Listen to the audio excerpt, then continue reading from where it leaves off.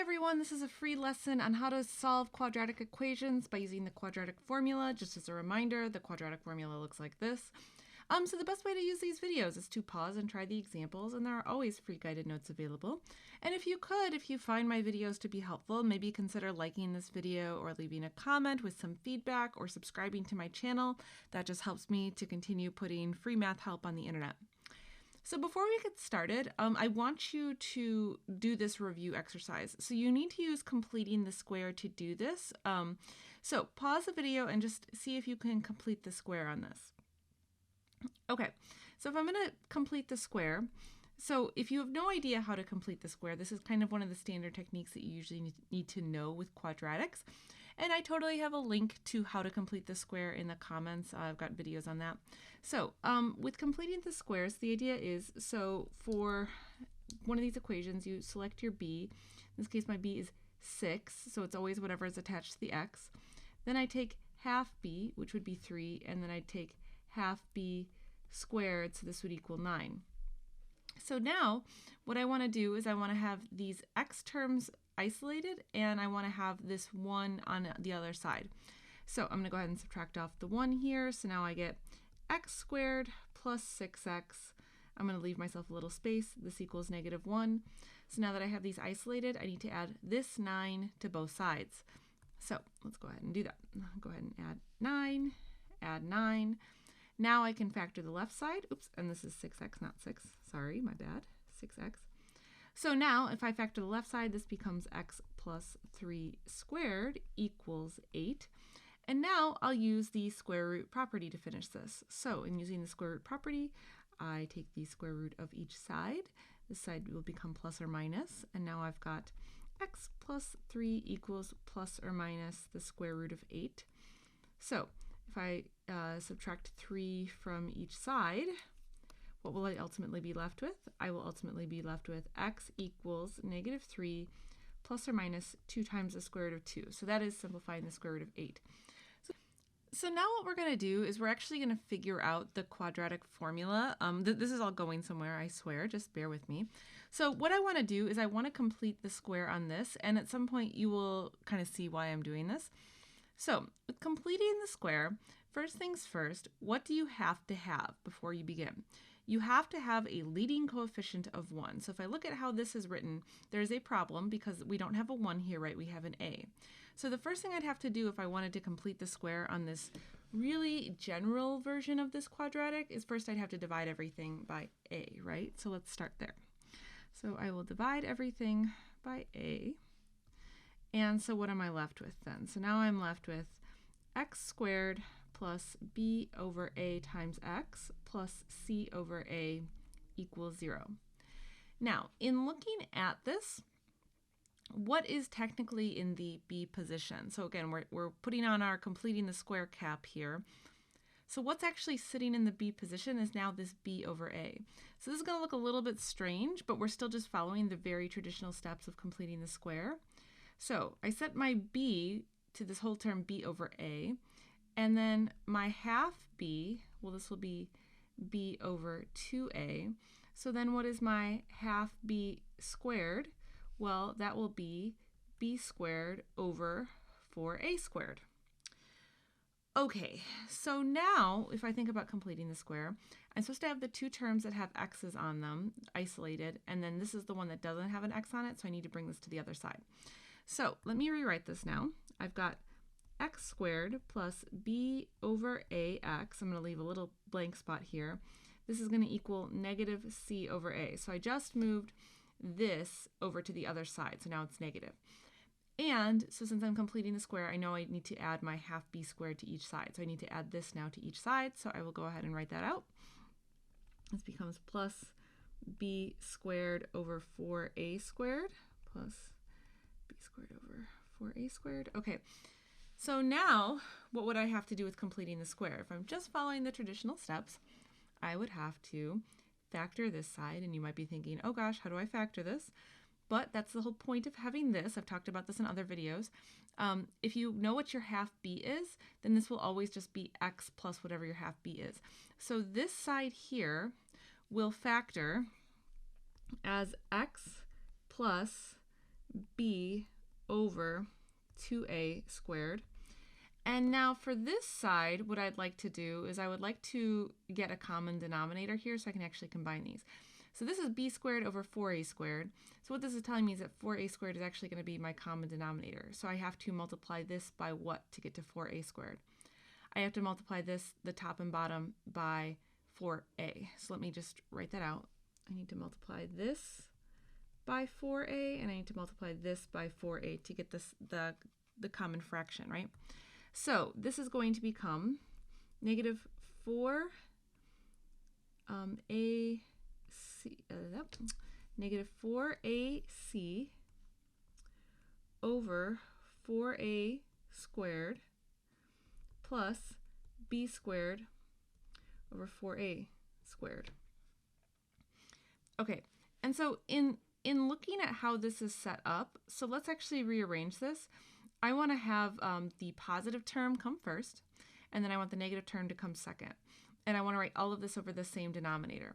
So this, if you're just looking at this, so I said I want the positive term b squared to come first. This will be b squared minus 4ac, all of this over this denominator, 4a squared.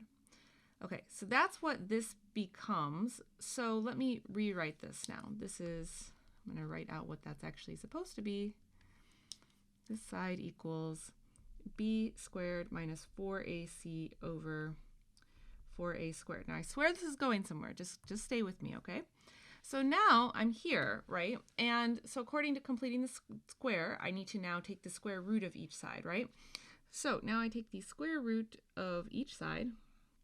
And remember, this is going to be plus or minus on this side. So now check this out. I get x plus b over 2a equals plus or minus. All right, now think about this for a second. I want to take the square root of the top and the bottom, so I cannot simplify the square root of the top at all. Since this is b squared minus 4ac, I can't just take the square root of b squared. I have to take the square root of the whole thing, and I can't take that evenly. So the top will just be the square root of b squared minus 4ac, but the bottom, can I take the square root of 4a squared? I sure can. The square root of 4 is 2. The square root of a squared is just a. So all of this now is just over 2a. And so now I can finally finish this. So I'm going to subtract off this b over 2a. Let me clear off a little space over here and write out what this comes out to. This will give me x equals now negative b over 2a plus or minus the square root of b squared minus 4ac, all of this divided by 2a. And look at this, they have the same denominator, so we could actually write these, we can kind of combine this, right? So what I get is x equals negative b plus or minus the square root of b squared minus 4ac divided by 2a. And what is this, my friends? Well, this actually is the quadratic formula. So we actually just derived and came up with the quadratic formula. And all it actually is just completing the square on just your most general quadratic. That's how you get to the quadratic formula. So just to summarize, here is the quadratic formula. Pause and write it down if you need to. Sometimes I have students that sing like songs about this or something. I'm not going to sing for you on this video, I'm sorry. But, you know, I'm sure you could probably find other YouTube videos where maybe people do rock band versions of how to remember this or whatever.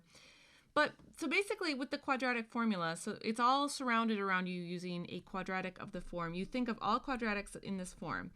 Ax squared plus bx plus c equals 0. This is the form that your quadratic has to be in so that you can choose your a, b, and c. So it's very important your a, b, and c are all on the same side. Okay, so let's go ahead and just do this once so you can kind of see how to do this. So for this problem, what's in my A position? My A position would be a 1, my B position would be a 3, and my C position would be a 2. So here's what I need to plug into my quadratic formula. So I'll write it out one more time. So x equals negative b plus or minus the square root of b squared minus 4ac divided by 2a. So now I just have to plug these pieces into their respective parts. So now I get x equals negative 3 plus or minus the square root of 3 squared minus 4 times 1 times 2. All of this divided by 2 times 1. So after you plug everything in, it just becomes really a matter of working through the order of operations. So as I work through this, I get negative 3 plus or minus the square root of, so 3 squared is 9, and then 4 times 1 times 2 is going to be 8, so this becomes 9 minus 8, all of this divided by 2. And so now I get x equals negative 3 plus or minus the square root of 1 divided by 2. And what is the square root of 1? Well, the square root of 1 is just 1 itself. So here's what I'm left with. Negative 3 plus or minus 1, all of that divided by 2. So now we can break this into two separate cases. We will have the case where this is negative 3 plus 1 divided by 2, and then the other case, negative 3 minus 1 divided by 2. So this will end up giving me negative 2 over 2, so this will be x equals negative 1.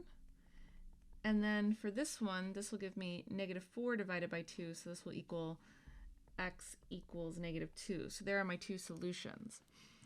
Now, I just want to point out that the quadratic formula is very inefficient because we totally didn't have to do this to figure this out. So if I clear myself a little space, let me clear out where my quadratic formula is. Okay, so using this space here, so notice this was totally factorable, right? So I could have just factored this as x plus 2 times x plus 1 equals 0. And then I'd see here that my solutions were x equals 2 or x equals negative 1. So I totally have like a second way I could check this. This doesn't always happen, but this does illustrate a very important point I like to make about the quadratic formula. A lot of people think, oh, I'll just solve all quadratics using this. But it's just so inefficient, right? Like this just took us forever to get to these solutions when we could have just factored. So the quadratic formula, I think to a lot of people is more of a last-ditch effort if you really can't figure out how to find the solutions of a quadratic. A lot of times if there's an easier way to do it, you will do it in a different way. So just wanted to point that out. But this whole video is about using the quadratic formula. So we are just totally being gluttons for punishment here. All right, so what I want you to do is pause and try this example and hit play when you're ready. Okay, so to begin, what's in my A position is 2, what's in my B position is 3, and what's in my C position is 5. So I will go ahead now and plug this in.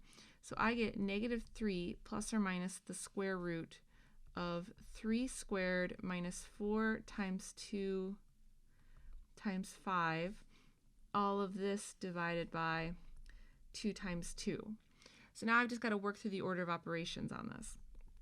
So now I get negative 3 plus or minus the square root of 9 minus, so let's see, 4 times 5 is 20, 20 times 2 is 40, and then all of this is going to be divided by 4. And so then I get x equals negative 3 plus or minus the square root of, let's see, negative 31 divided by 4. And so you can see this one actually has kind of a different outcome in this case. I can't actually simplify this square root any farther, like there is no square root of 31. At best, I can really evaluate this and say this is an imaginary number. So this the like farthest I could really go with this is to bring out an I. So here would be it, unless I want to use decimals, which actually really a lot of calculators aren't really going to do anything with this. So it kind of depends on the class that you're in. Some courses, depending on where they're at, they might just say that, you know, we can't evaluate this any farther and leave it at that. Some courses have imaginary numbers as part of their rhetoric, so you could actually, you know, write it out like this. If you're a student in my class, this would be where we would leave it off at. And then some instructors might actually just want to go one step farther, so breaking this up into two separate fractions into something like this. So there's a couple different ways that you could have to actually present your answers. I would be fine with this or this, but you just want to watch out for what your instructor wants. Okay, so now I just have a few tips and tricks here that I want to go through. So let's say that I want to complete the square on this. So I can already hear the nightmarish groan, oh, I don't want to do it with fractions. And you totally don't have to. So we want to work smarter with some of these. So this is kind of a common theme. Anytime you have an equation, you can usually cancel out the fractions without really doing any harm. So what is my LCD of all fractions here? My LCD of all fractions here would be 6. So I can actually just multiply all of these by 6, and so all parts by 6, just like this. And then I can see what I'm actually left with. So 6 times 1/2 is going to give me 3, so this will be 3x squared. 6 times 1/3 will give me 2, so this becomes 2x. And then 6 times 5/6 will give me just 5. So here is what I would be left with. And so then you can actually just push ahead as if it were the normal quadratic formula. So that's just a little trick for you. I would highly recommend that you pause the video, solve this, and then hit play when you're ready. Okay, so here my A is 3, my B is 2, my C is 5. So let's go ahead and work that all out. So I'll go ahead and write this now in its kind of worked out form. Okay, so now let me just go ahead and work out the order of operations to kind of show you how this will all simplify. Okay, so now that I'm looking at this, this will only break down, the largest perfect square that goes into this is 4, and then this is also an imaginary number. So if I want to break this down just a little bit farther now, I get x equals -2 plus or minus, so this will be 2i times the square root of 14, all of that divided by 6. So if I want to break this into little fractions now, this will be -2 over 6 plus or minus 2 over 6 times the square root of 14, all of this times I. And now you can see that you can divide each of these by 2, so I can break this down just a little bit farther. So the farthest I can go with this answer will be -1/3 plus or minus the square root of 14 over 3i, and that would be as good as it gets. Okay, so this is kind of the gist of the quadratic formula, but if you're looking for a few more examples, I have these two. So one caveat with this, for whenever you have a problem that looks like this, if you don't have all the numbers on the same side, that's where you have to start. Everything has to be on the same sides before you use the quadratic formula and pick your A, B, and C. So that is just a huge warning there. Hit play when you're ready. Okay, so like I said, for this one, first you want to subtract off the 2, so I get x squared plus 4x minus 2 equals 0. And now from here I can say my A is 1, my B is 4, and my C is -2. Notice my C is actually negative in this case. So now let me go ahead and plug everything in. And so now I'll work this out using the order of operations. And notice now I can break down the square root of 24, so I'll go ahead and do that. And so then if I simplify this as far as I possibly can, I actually get -2 plus or minus the square root of 6 in this case. So that's as far as I can go with that one. Okay, so for this last one, so everything's already set up, so I can just choose my A, B, and C, so I'll start with that.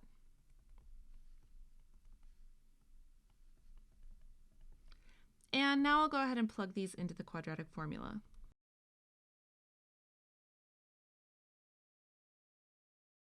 And so for this one, I can't break down the square root of 37 any farther, so this would be actually as far as you can possibly go with this problem, unless you wanted to break it up into 2 pieces. So you could always break it up one step farther, I guess, into -5 over 6 plus or minus the square root of 37 over 6, or maybe your teacher wants decimals. Of course, modify this for you, but this is kind of the setup with this.